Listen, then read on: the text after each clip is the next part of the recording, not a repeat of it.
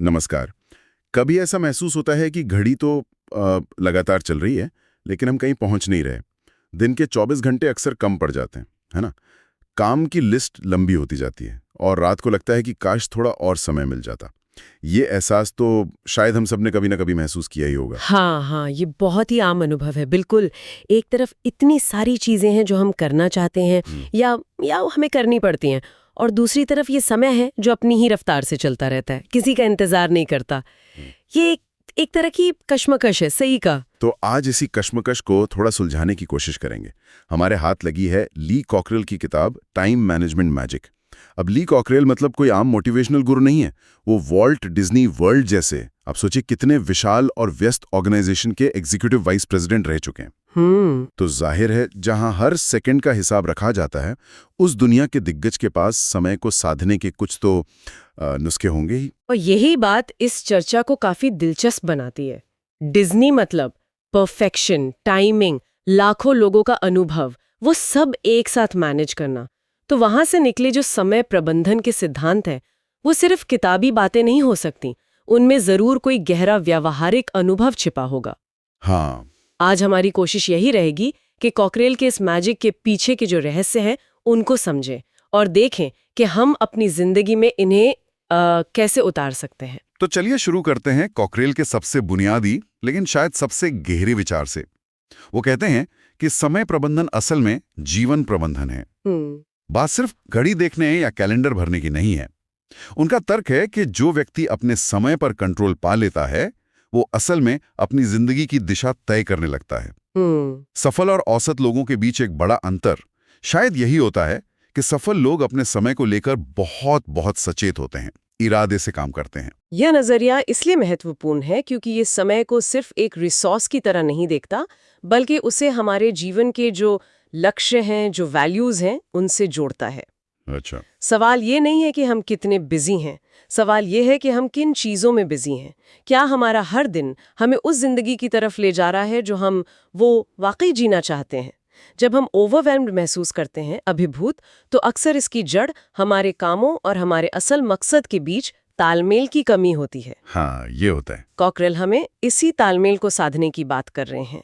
और इस तालमेल को साधने के लिए, इस कंट्रोल को पाने के लिए कॉकरेल का सबसे भरोसेमंद औजार है एक प्लानर।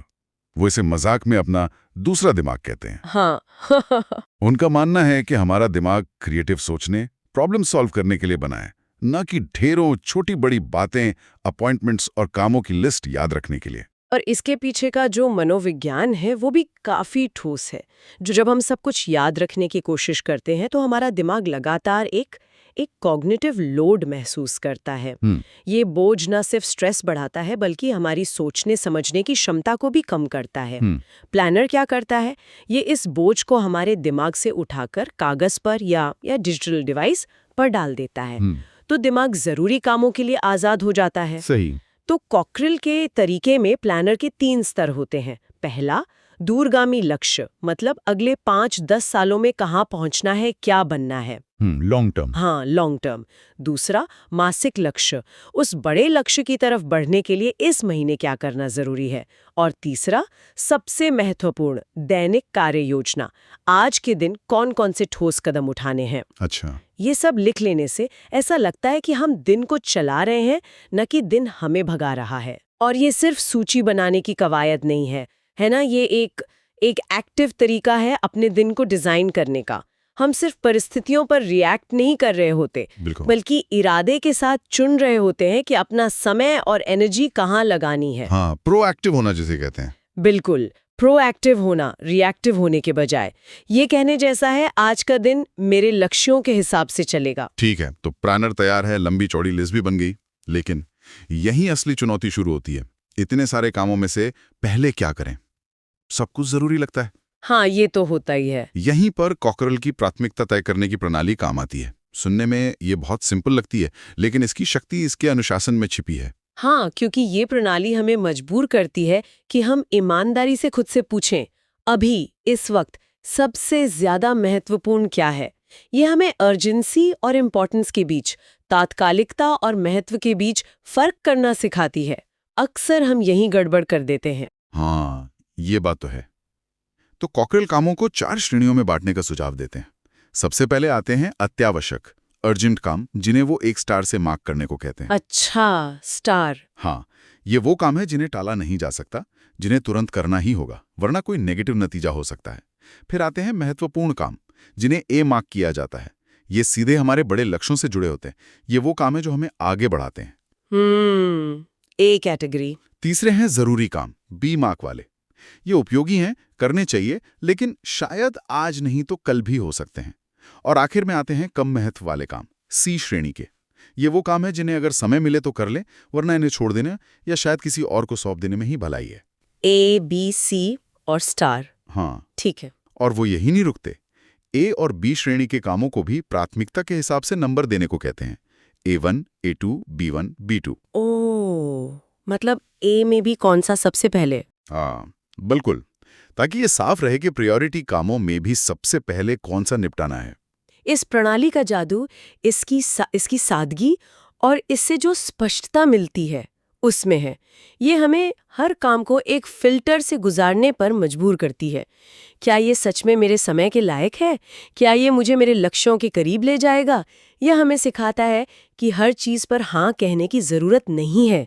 प्रभावी होने का मतलब अक्सर ज़रूरी चीज़ों को चुनना और बाकी को ना कहना होता है। सही कहा।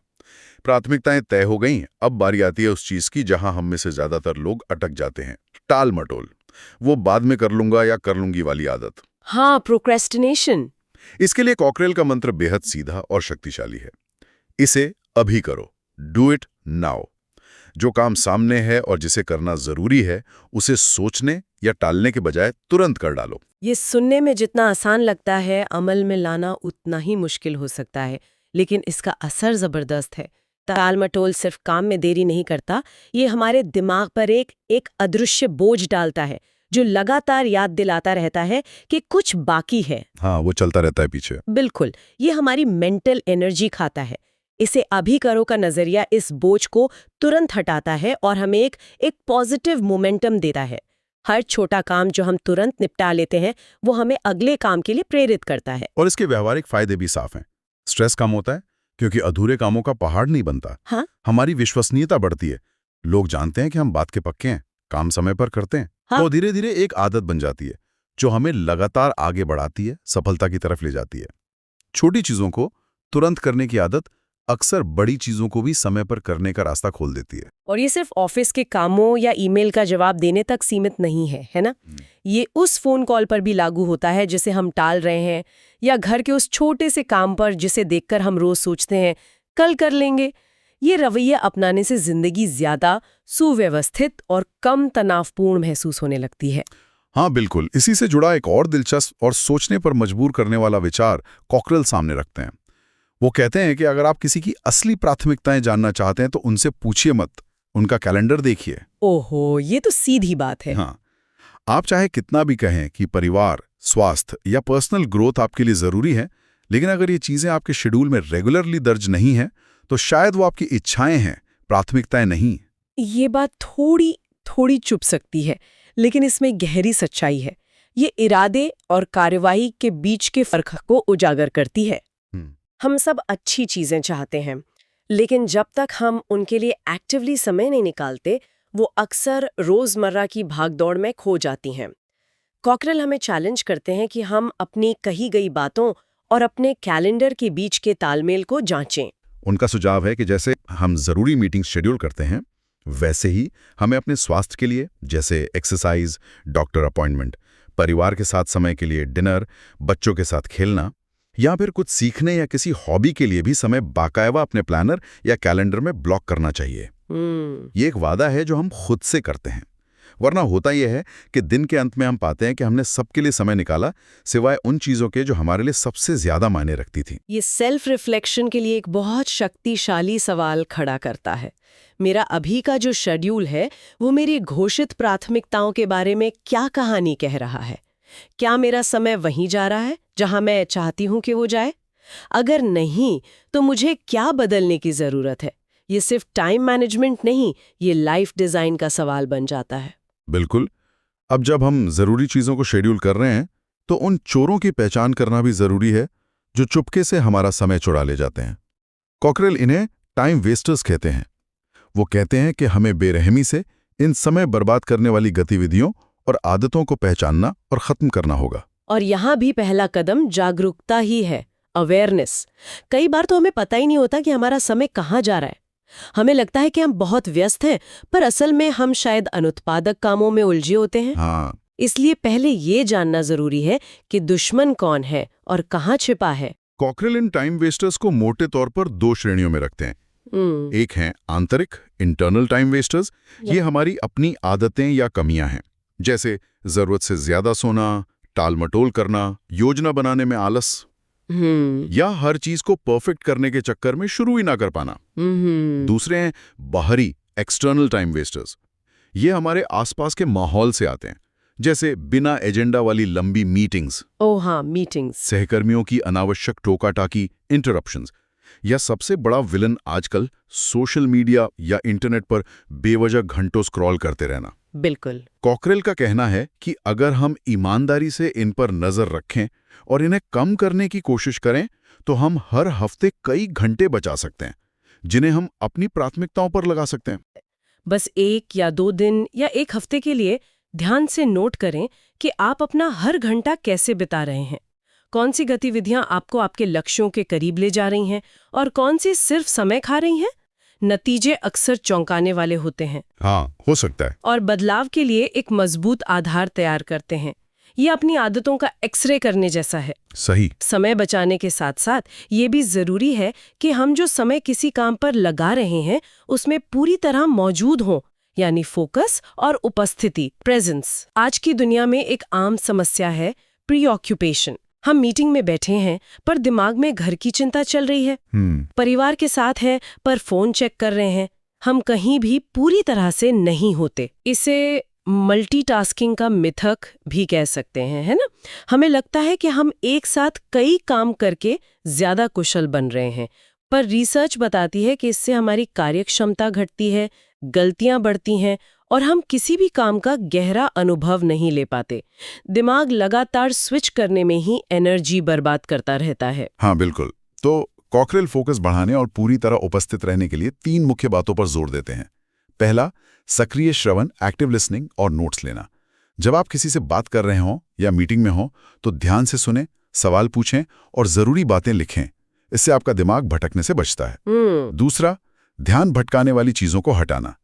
जब किसी जरूरी काम पर फोकस करना हो तो फोन को साइलेंट मोड पर रखें, नोटिफिकेशन बंद करें और अपने आसपास के माहौल को शांत बनाएं। ये जरूरी है। और तीसरा, जिसका जिक्र हम पहले भी कर चुके हैं लेकिन ये इतना महत्वपूर्ण है कि दोहराना जरूरी है, अपने शारीरिक स्वास्थ्य का ध्यान रखना।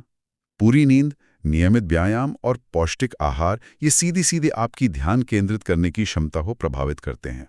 ये स्वास्थ्य वाला बिंदु अक्सर हम टाइम मैनेजमेंट की चर्चाओं में भूल जाते हैं, लेकिन ये नींव है। थका हुआ या बीमार दिमाग फोकस नहीं कर सकता, क्रिएटिव नहीं हो सकता। कॉकरेल का ये संदेश बहुत साफ है।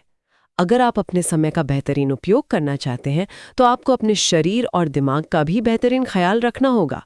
ये दोनों एक दूसरे से गहरे जुड़े हुए हैं। सही।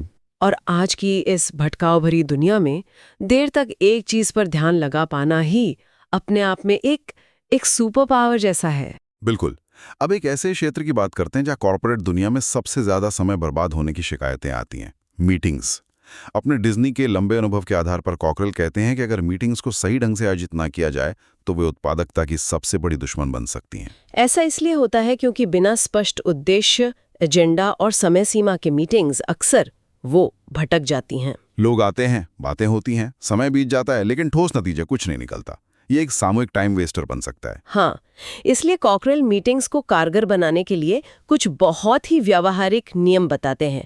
हमेशा मीटिंग का एक स्पष्ट एजेंडा पहले से भेजें ताकि लोग तैयारी के साथ आएं और पता हो कि बात किस मुद्दे पर होनी है। हाँ, ये तो बहुत जरूरी है। मीटिंग बिल्कुल तय समय पर शुरू करें और तय समय पर ही खत्म करें।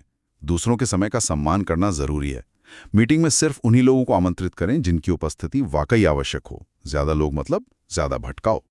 और सबसे जरूरी, मीटिंग के अंत में स्पष्ट एक्शन आइटम्स तय होने चाहिए, यानी अब आगे क्या कदम उठाए जाएंगे, कौन उठाएगा और कब तक। ये नियम मीटिंग्स को एक ढांचा और अनुशासन देते हैं। एजेंडा उद्देश्य तय करता है, समय सीमा फोकस बनाए रखती है, सही लोग प्रासंगिकता सुनिश्चित करते हैं और एक्शन आइटम्स वो जवाबदेही लाते हैं। ये मीटिंग को एक सार्थक गतिविधि बनाते हैं, न कि सिर्फ कैलेंडर भरने का जरिया। और एक और बात जो कॉन्क्रेल कहते हैं वो है अपनी टीम का सम्मान करना। जब आप अपनी टीम के सदस्यों के समय की कदर करते हैं, उन्हें मीटिंग्स में बेवजह नहीं घसीटते, उनकी सुनते हैं, तो वो भी ज्यादा जिम्मेदारी और उत्साह से काम करते हैं। हाँ, कई बार टीम के पास ऐसे समाधान या आइडिया होते हैं जो लीडर सोच भी नहीं पाता और जिनसे सबका समय बच सकता है। ये टीम सिनर्जी का एक बेहतरीन उदाहरण है। जब लीडर टीम के समय और इनपुट का सम्मान करता है, तो टीम भी लीडर के लक्ष्यों को अपना मानकर काम करती है। ये सिर्फ अच्छा मैनेजमेंट नहीं है, ये स्मार्ट टाइम मैनेजमेंट भी है, क्योंकि आप अकेले के बजाय पूरी टीम की क्षमता का लाभ उठा रहे हैं। बिल्कुल सही। अब आते हैं लक्ष्यों पर। हमने योजना बनाने, प्राथमिकता तय करने और समय बचाने की बात की, लेकिन ये सब किस लिए? लक्ष्यों को हासिल करने के लिए।